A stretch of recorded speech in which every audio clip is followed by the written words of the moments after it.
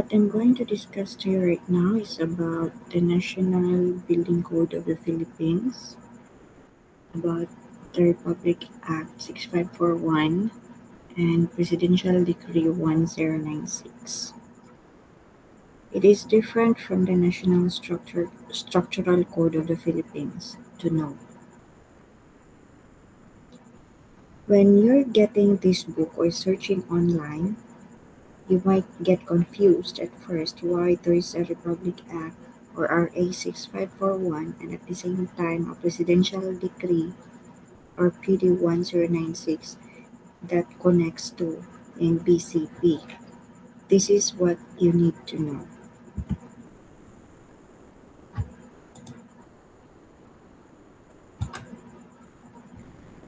What is RA 6541 and what is PD 1096? Let us learn the comparison. What is Republic Act 6541? RA 6541 is an act to ordain and institute a national building code of the Philippines, which was enacted by the Senate and House of Representatives of the Philippines in Congress last August 26, 1972. This means that the law has been created. Now, the next to consider is on how it will be implemented. Now, what is Presidential Decree 1096? 5 years later, last February 19, 1977, President Ferdinand E. Marcos ordered a decree the revision of RA 6541. This is when the Presidential Decree 1096 stated as adopting a national building code of the Philippines, thereby revising Republic Act numbered 6541 was created.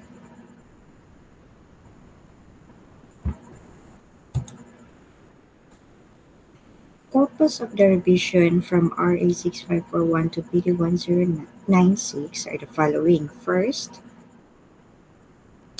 President Ferdinand Marcos ordered the revision of the previous act considering the following: the country's accelerating economic and physical development, coupled with urbanization and population growth, makes imperative the formulation and adoption of a uniform building code which shall embody up-to-date and modern technical knowledge on building design, construction, use, occupancy, and maintenance. With this decree, President Marcos considered upgrading the previous act in relation to modern technical knowledge to be applied by civil engineers on their designs due to urbanization and development.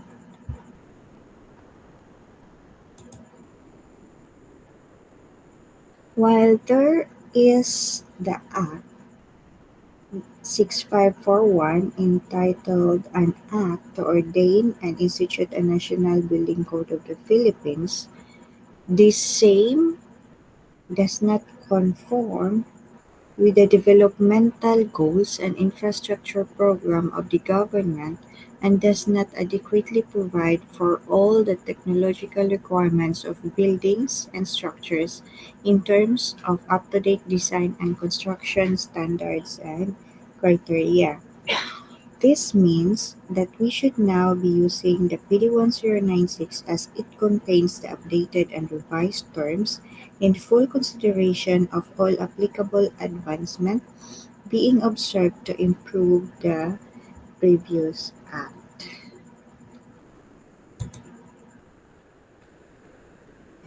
In the formation of new national building code, it is the desire and policy of the government to avail of and harness the technical expertise and professional know-how of men, not only in the public but in the private sectors as well. This means that This revised presidential decree should be adopted by all professionals doing work related to building construction in both government and private entities.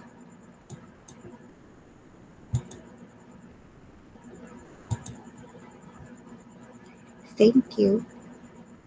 That is all for the discussion of the comparison of RA 6541 and PD 1096 in our National Building Code of the Philippines.